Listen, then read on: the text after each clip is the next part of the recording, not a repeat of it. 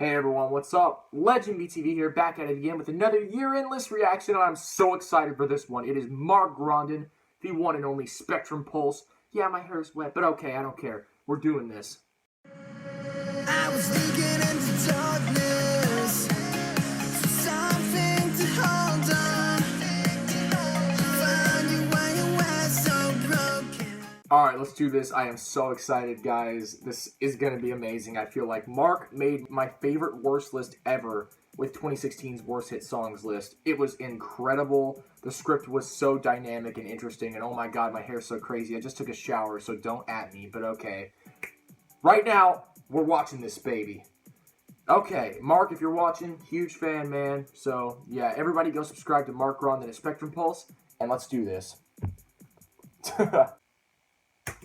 Folks. Welcome to Spectrum Pulse. We talk about music, movies, art, and culture. And today, we're starting our year-end list, and let's start off with the one that is inevitably the most popular. The top 10 worst hit songs of 2018. All right. So I'm not going to mince words or waste your time here. 2018 was not a good year for the Hot 100. Perhaps not as bad as 2016, given how many songs were outright atrocious that year. But 2018 I was disagree, not only but an okay. eventful and frankly exhausting year, but it was one where the Hot 100 as a singles chart didn't even really seem to matter. And yes, success on a manipulated ranking scale like the Hot 100 is always a bit of a shell game that most discerning artists recognize and then just ignore. But on some level, we still convince ourselves that it matters. You know, like the Grammys. But here's the fun part. Roasted. 2018 as the year of the album bomb, where thanks to playlist payola, no jokes anymore, let's call it what it is, an entire album will overrun the Hot 100, and the songs rarely last, which means when it comes to making the year-end list, you run into a weird split. The streaming hits that cling to relevance just long enough, normally in hip-hop and trap and R&B, and then the pop, and then the pop-adjacent songs or country or whatever rock is left that receive enough regular radio and sales promotion to hold up enough to weather the storm. And of course, there's some overlap, but I was actually a little bit surprised how despite streaming hits getting so much more media attention, there's still a traditional pop structure that'll get hits on this chart. Now, we'll get into the unfortunate side effects of this on the next year-end list, because there were side effects, but it's absolutely a shifting ecosystem,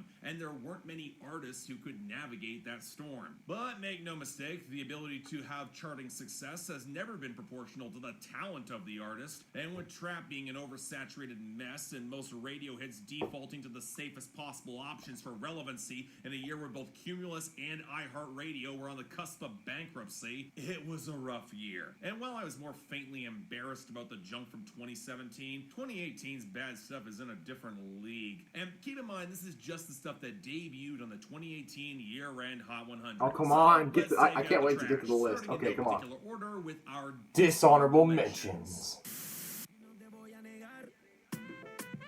I have to hear the damn synth again. Oh my god. So I'm not sure about the point where reggaeton acts stopped trying, content with the knowledge that they're going to get 1 billion views regardless on YouTube. And indeed, this song has 1.4 billion views. How? You can make the argument it was this song that triggered the switch. And while I could point to the protracted tooting synth that was so lazy in its progression, I'm surprised that Marshmello didn't write it. Let's also not ignore how roasted Marshmello and how bored Nicky Jam and J Balvin sound on this beat. Reportedly, this is one hit that Nicky Jam did not write himself, and it's supposed to just coast on the vibes, but the entire song feels so airless, with no atmosphere to cultivate said vibe. Instead of feeling more effortless and breezy and fun, it just feels lazy and incredibly grating. Next. Okay, come on. Maroon 5 with Wade, yeah. I kind of see that coming. I kind of seen that coming. Yeah. Honestly, Maroon 5 is not worth additional words at this point. They're kind of like Panic at the Disco, a husk of session musicians propping up a frontman who has long ago run out of ideas and for the most part has stopped caring. Hell, the only element out of the mix that seems well positioned are the vocals, but that only draws attention to the lyrics, which are overstuffed with repetition and suspiciously lacking any sort of detail surrounding what Adam Levine might have done in this bad relationship to trigger a possible breakup and her leaving him, or what he's going to do to actually change. In other words, words, it's a cross between The Reason by Hoobastank and Offset's humiliating attempt at a public apology for Cardi B. Oh. And in every case, the woman can and probably should do a lot better. Oof, roasted. Oh, no brainer. Oh my god. That's like 4 lists now I've seen this song. Yeah. You know, it's very telling that Lil Wayne is not on this list. Mostly because he decided to release the Carter 5 and started making decent music again. Unlike this, which barely pretends to disguise the fact that it's a mugging ripoff of a hit from last year that was only so-so at best. Justin Bieber has rarely looked or sounded more punchable. Quavo is trying and failing to convince us he can blow this girl's mind. I mean, I heard Huncho Jack, man, that ain't happening. And Chance shoved his impressive likability into negative numbers. And when you couple it with a melody comprised of a bassy synth and a couple of chipmunk fragments, I mean, look, the title of the song is the easiest punchline, but what I think is more telling is how the entire song is shot on a set of stages in the video instead of somewhere that actually could showcase a real luxury. To not see through all the cheap veneers being thrown up here, you have to be, well, brainless. Oh god. Of course, yeah. I saw Halsey in the thumbnail, so I was like, I wonder which one he would have picked, but okay.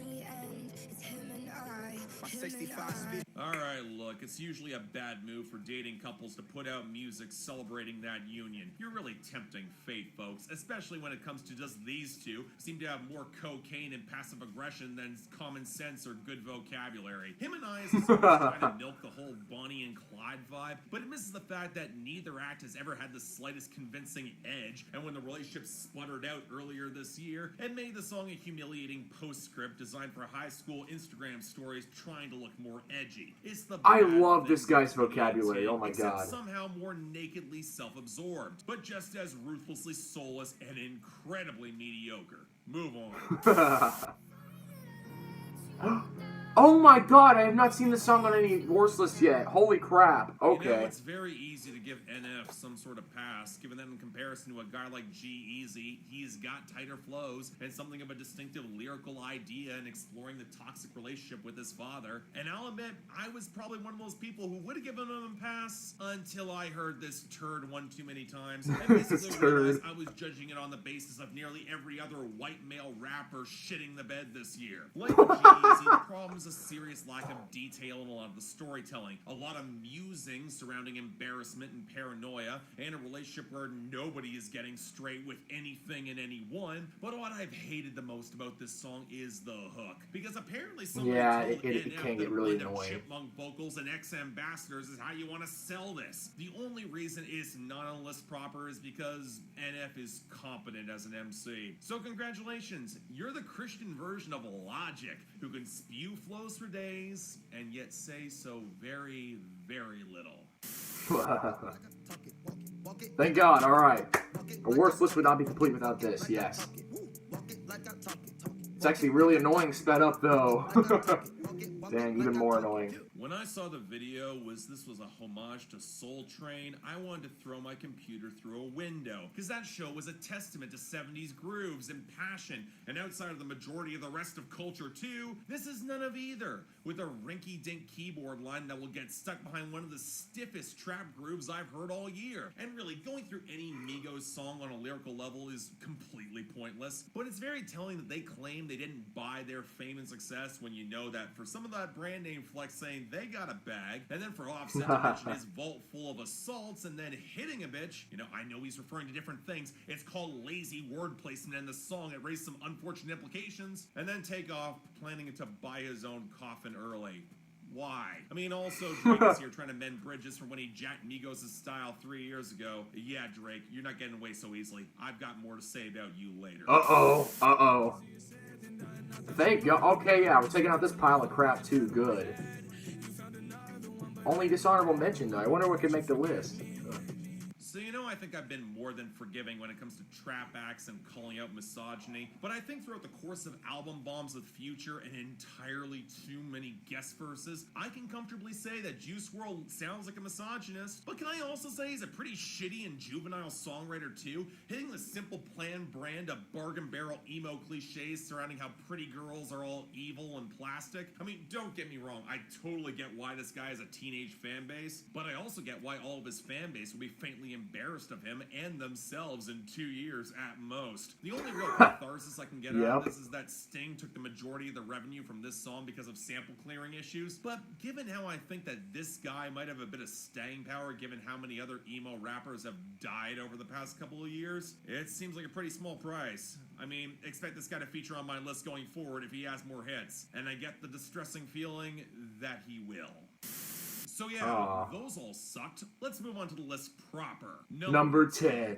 So here's a side frustration as a critic who primarily concerns himself with albums. When we cover pop acts, we often find deep cuts that got a lot of potential from artists that we otherwise might not like. And while we can never expect they'll be the lead-off single, we're not that lucky, by the time you're 3 or 4 singles in, you have to hope, right? There's really no excuse. But more often than not, we get It's Halsey! Oh my... It's both Halsey songs. Oh my god. Yeah. So I feel confident in saying that while Daya might have been the weakest of the 2010s mainstream pop set and she's long gone, Halsey is easily the one I like the least. Her aspirations to alternative sounds are always painfully undercooked. She's a songwriter who defines the term basic, and all her music is a smug veneer of ego without the presence, pipes, or charisma in order to back it up. And while Bad at Love isn't quite the worst thing from Hopeless Fountain Kingdom, at least has a hook behind it, but you can make the same comparison to, say, Weak by AJR, a song operating on the exact same emotional sentiment of trying to glorify underwhelming shittiness, but being unable to have any fun with it. No jokes here, she actually responded to a fellow critic on Twitter trying to deflect this as playful self-deprecation, which at least with that dumbass key change, I might be able to see with AJR, but this is the most by-the-numbers and undercooked self-aware framing I have heard in some time. At least when Taylor Swift It is very bland, she's at least having some fun with it, even if nobody else is. But I can't see anybody having fun with this song either. There's no groove to it. The off-key synth line has the consistency of sludge. Halsey's attempts at belting have no power on the hook, and her songwriting defaults to plugging in space by repeating words. And yet still winds up being utterly incoherent, because for as much blame as she tries to throw on her exes, she's the one who is self-destructive. That's the core of the song. And yet also, it's a little bit rich that you're dumping girls for doing thin white lines given your antics with G.E.C. Halsey. But really, given that your primary associations in your career have been him, Machine Gun Kelly, and the Chainsmokers, I gotta say, hypocrisy's a good look for your brand of white bread mediocrity. I mean, you could have released Strangers, Halsey. I hope Billie Eilish replaces you. Next, number 9. No chance of that happening, but oh well. This was a big year for Drake, but it was also a very bad year, and I'd be loath to not include him a few more times on this list. Right now, he is on single number 7 from the double album Scorpion. This is single number 6. And as somebody who's currently living in the 6, yeah, bad association. Nobody wants it here either. So rolling, not a stop. Watch shit don't never stop. You know, I gotta say it, the song certainly lives up to its title. It's a persistent migraine that never fucking stops. And it breaks my heart that No ID apparently helped produce this. Most because I question what the hell he even did. The melody is either locked into the bass or a few spurting flickers of synth. There's no tone to this besides monotony. And it's not like Drake is spraying any sort of intense wordplay or really hard bars. He spends the song sounding like he's pouting, muttering off his ad-libs, and lying his ass off with a petulance that would shame the current president. Putting gimmicks because they're too scared to rap? This is coming from the guy who can never respond with actual bars to Pusha T. The remaining half of the second verse that's not remotely convincing or intimidating? You're not that scary, Drake, and the instrumentation is not backing you up. The second verse is more flexing that adds up to nothing. But really, the most searing indictment of the song comes in the line, I can hardly take offense. Yeah, we'll keep coming back to this, but keep telling yourself that, Drake. I think I'm upset. I think he just revealed I'm upset, but okay. Otherwise known as Scorpion. If it wasn't such a tuneless headache, it'd be forgotten by pretty much everybody. Probably still will be in a year or so. Next, number 8. So I've said this before when making these lists. There are often plenty of bad songs that are released, but to clinch a spot on this list is often just as relevant to consider what the song might represent. So while the song might be absolutely terrible, make no mistake, haven't seen its success in meant to be, 2018, meant to I hate be. what it could do in the future so much more.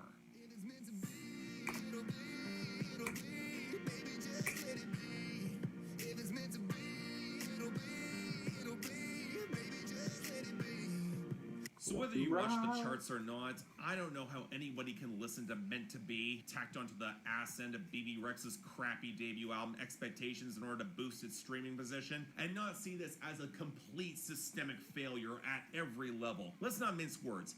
This is a pop song. Whether guitar accents here are the least important elements of the mix behind the piano, the trap percussion, and Florida Georgia line braying pointless inanities, and when you factor in BB Rexa having no distinctive personality whatsoever, which absolutely comes through in the writing, you realize that the only reason this was successful in 2018 was because pop radio promoters needed something gutless and safe to plug the gap between Halsey and Post Malone. But since Florida Georgia line Yes. tried to make us all forget about their last non-country album and all of that collaboration with the Backstreet Boys, and they're on this song, it got billed on country playlists too. And since Music Row is full of inept bean counters trying to chase a bro country trend that died 3 years ago, they put it on the radio in Nashville too. Hence the story of a studio-managed nothing of a pop song becoming the longest-running #1 on the hot country song charts and promoted further marginalization of women in country in favor of pop acts. So if Sarah Shook, Brandy Clark, and the Pistol Annies want to burn Music Row to the ground and salt the earth, I don't think I'm gonna mind complain, because this song is terrible. #7. So now Oh we've my reached the God. part of my list We're that getting will be really deemed bad. controversial. And what's kind of gross is that anyone thinks me placing this song on this list is controversial in the first place. And to even explain why this song wound up on the year-end Billboard Top 100 is slightly nauseating. So yeah, if you thought this got ugly before... It's gonna get bad. I can't wait. Oh my God, changes.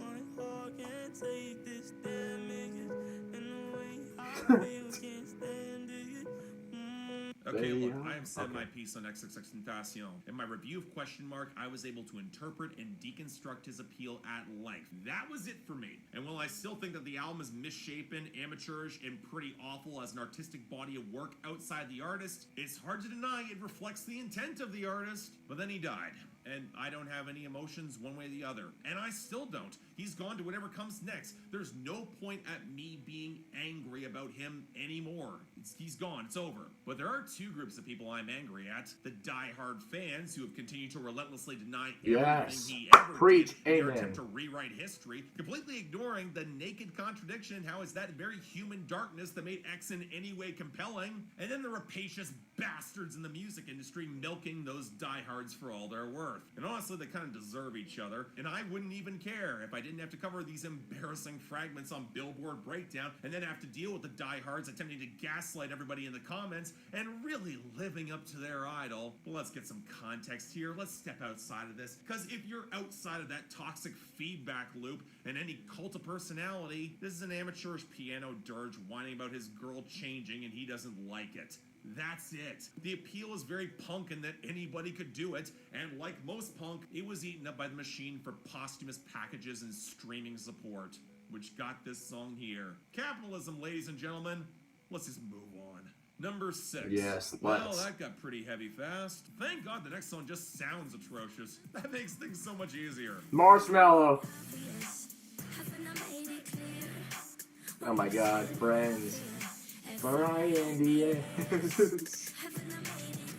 Okay, seriously, England, you've already tried shipping us Rita Ora, and you're not fooling anybody by following her up with Anne-Marie. They've got little to no distinctive personality. We don't want them. Hell, we don't want BB Rexa. We don't want her either. So it almost We don't want her sense either. that Anne-Marie teamed up with We do want Zara Marshmallow Larson, as an though. anthem to putting people in the friend zone. In other words, one of the most nakedly uncomfortable and awkward things to do in any sort of relationship. So why are you trying to celebrate it and and stale it out so many damn times. And that discomforting ickiness pervades the entire song, top to bottom. The awkward conversational cadence that's not quite sneering enough to have any bratty charisma, but just enough to flip my allergic reaction to this sort of toxic melodrama. Then you have the flat synths, the gutless acoustic line that doesn't fit at all with the trap percussion. It makes me wonder what Marshmello is even doing here when there's no real drop to the song. And then finally, a G-funk synth that is slathered onto the final chorus with no groove or reason. I mean, I made the Rita Ora comparison before,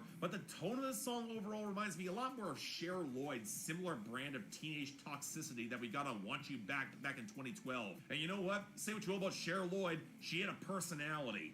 Next, number 5. So there's a general understanding of when it comes to certain types of songs that you don't really hear them on the Hot 100. Or at the very least, they're very rare. In country, you rarely hear songs with a narrative. In hip-hop, you don't typically hear a bars fest or a diss track chart. Yes, I know with Rap Devil and Killshot, we had exceptions this year, but keep in mind neither Duppy Freestyle or The Story of Adidon charted. And rock...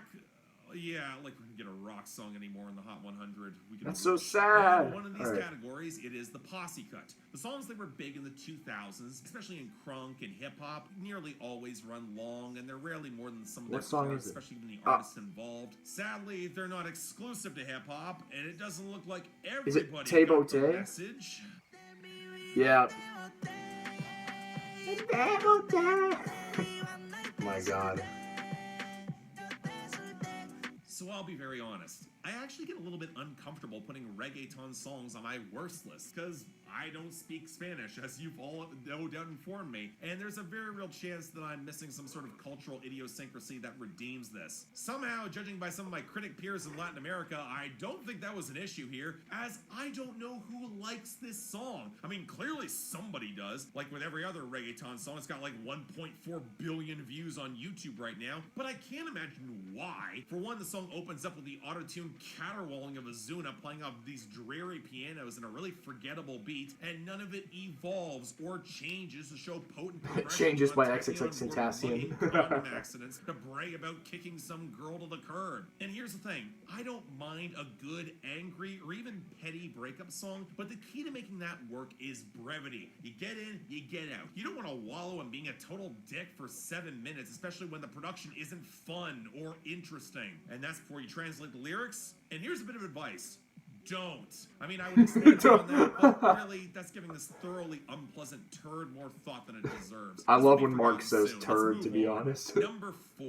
Alright. So this is a song that to understand the depths of its awfulness, you need to understand the timing surrounding its release. Because it was a bad song on the first couple of listens, upset. that would only take 4 days to make it one of the biggest miscalculations of Drake's I'm entire upset. career. I'm upset. 50,000 on my head is disrespect. So offended that I had to double check. I'ma always take the money over sex. That's why they need me out the way, what you expect. The fact that Drake didn't pull this single immediately, that instead he decided to double down and film a music video studded with cameos from Degrassi and Jay and Silent Bob and beyond, it speaks volumes of the arrogance on display. It would almost be a marvel to behold if the song behind it wasn't one of the worst on the double album and arguably one of the worst of Drake's entire career. Fundamentally, it fails on the most basic of terms. The song is about sounding upset, and Drake at best sounds constipated, like that Cheesecake Factory on Child's Play is unsettling his stomach. And you have to wonder if that fight sentiment carried into this song, which is all about bragging about not having a big enough price being set on his head, not paying child support, and taking dick pics. And according to the second verse, that's the only thing that gets him respect. And you have the nerve, the audacity, Drake, to interpolate Beyonce here for dumping this woman. Yeah, there is something that kept me on Pusha T's side in this whole endeavor. It's this. This song is worthless. It's an impressively low bar for Drake, and this is coming from a guy who's released Started From the Bottom, Pop Style, and Fake Love. And yet, amazingly, this is in a class all on its own. Hey girls who spent the year dancing to Nice For What and In My Feelings, this is how Drake really feels about you. Just, keep that in mind. Ooh, good so one, given that my expletives leveled against this guy on my previous 2-year-end list, I can imagine that some of you are noting a very specific absence of him previously on this year-end. The culture vulture, otherwise known as Post Malone. Hey, call it like I see it, folks. But here's the thing. off of Beer Bongs and Bentleys, I got my anger out last Uh-oh, I Fall Apart. Still holds the worst song on the album. I Fall Apart. It's boring and mediocre, but it didn't bother me, and neither did Better Now. Hell, Candy Paint just wound up as one of my favorite songs of the year. Hits regardless. No, for Post Malone to make this list, he'd have to dig back. But hell, I called it last year. Words here. If I Fall Apart had made the year in 2017, it probably would fill this slot. I fall apart. Got it. This song, yeah, it's not good.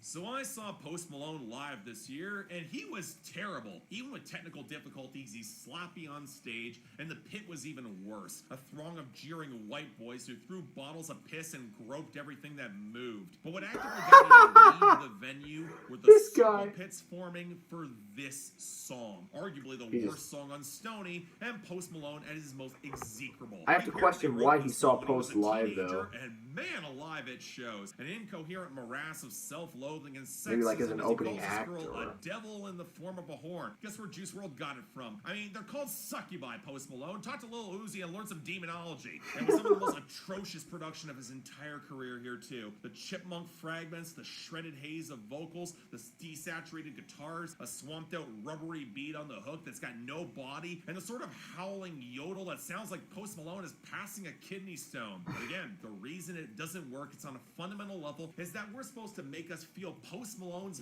pain and commiserate. And I can't do that when he's warbling in a very performative way and calling this girl Shorty. I thought we learned this with Justin Bieber 10 years ago. You don't let white guys use that word, primarily for their own sake, because it utterly guts any emotive power in the language and poetry. I mean, you want proof of that? If there was emotional power to this, it really got under the skin. Even coked up white boys wouldn't be moshing to it. But you know what? Speaking of music, that speaks exclusively to that set. Number 2.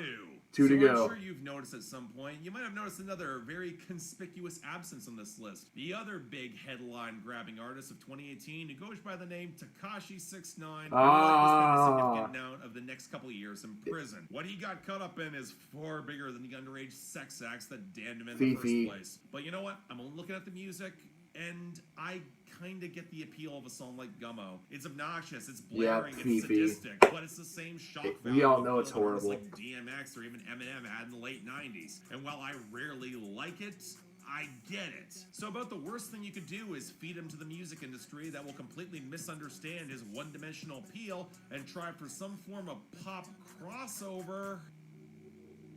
I don't really want no friend. I don't really want no friend.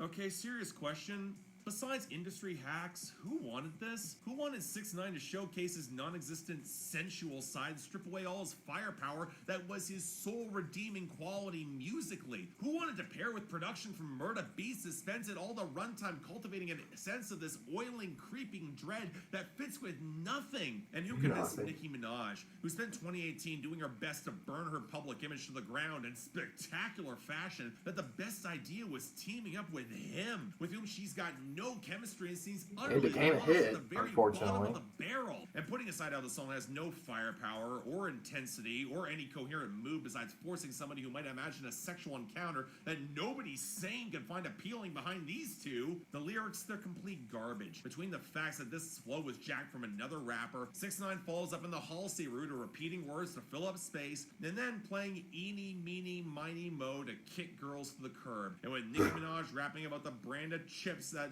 after she doesn't climax with any of these guys. You know, it kind of contradicts the super soaker that 6ix9ine was implying, but hell, I'm not surprised. But the disconnected chips reference reminds me a lot of when Eminem did the same thing on That's All She Wrote 7 years ago, before he would go on to follow entirely too many of Nicki Minaj's same mistakes this year with only slightly less humiliating results. As a desperately insecure artist who sees themselves getting replaced and absolutely fumbles any attempt to stop it. But even then, I get the impression that Nicki Minaj is still kind of embarrassed by this song, because for as quickly as it was tacked on to Queen, it was taken off for that deluxe re-release. And for those who want more of 6ix9ine, hate to break it to you teenage white boys, your SoundCloud waifu is going away for a long, long time.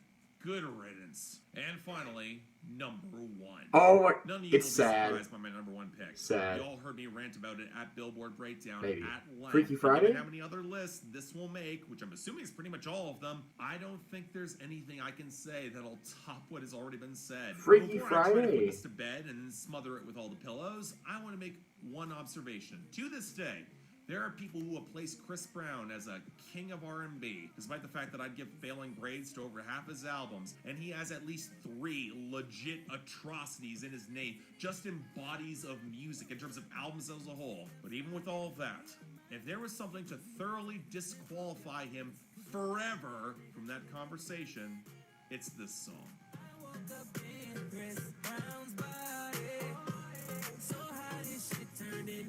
Oh, I didn't expect it to be number 1. I know it's... Words to describe this thing is gaslighting disguised as a really bad joke. It's a song that serves no larger purpose other than to pave over the annals of Chris Brown's string of unapologetic failures and past transgressions and become an anthem to his self-esteem and no others. It's self-deprecation with no punchline that reduces the black experience to the ability to say the N-word, and a fascination with genitalia that starts off juvenile and ends off with Lil Dicky in the body of Kendall Jenner exploring her body without her mind's consent. And here's the thing. If it was just a joke song that somehow required 3 producers and 10 writers to assemble, it's a failure because there's no coherent punchline. Is it that Lil Dicky is an oblivious, self-serving culture vulture who has charitably 2 jokes? We already knew the answer to that. We didn't need DJ Mustard recycling a lot of leftovers from 2014 in order to back it up. Is it that Chris Brown apparently is Chris Brown? We all knew that too, even as he continues to sing through layers of grating auto-tune and multi-tracking while claiming he sings so well. Is it that Ed Sheeran and Kendall Jenner have no dignity? Well, we knew that from Endgame off of Reputation,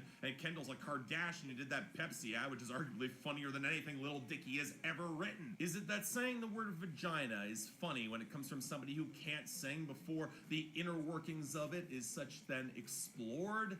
Yeah, for the year of Brett Kavanaugh's confirmation of what felt like the societal backlash to the Me Too movement, especially in pop music, given who was elevated by the industry. It's very telling that wound up in a song co-written by a man who put Rihanna in a hospital in 2009.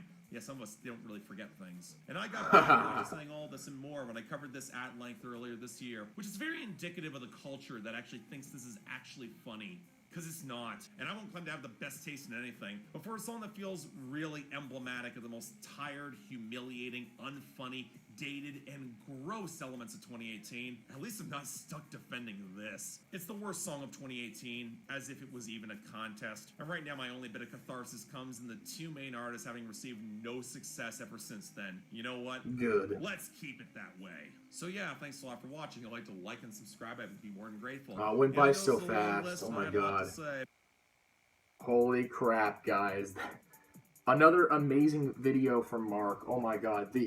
Just the way he probably spends like at least a few weeks on his script, maybe even more. Like, oh my god. The way he just like cleverly like delivers his lines. He's extremely professional. Oh my god. He's such an underrated YouTuber that's not even funny. And that's not even just me like trying to suck up. You saw me. I was genuinely enjoying all his punchlines, the way he just jabs at the artists for making crappy songs and everything like that. And it was an all-around really enjoyable video. Probably one of the best written worst lists I've seen this year. So yeah, anyways, guys, yeah, that's pretty much my video. If you enjoyed, if you want to like and subscribe, I'd be more than grateful. But, you know what? Voltorb's waiting on you to go subscribe to Mark. If you do not know who Mark from Spectrum Pulse is, and only know me, yeah, you know what? Hit up Mark Grondin at Spectrum Pulse. He's got a novel. He does Billboard breakdowns every week. Break it down, the Hot 100, and you know what it is. Merry Christmas, yo. But yeah, stream better music in 2019, please.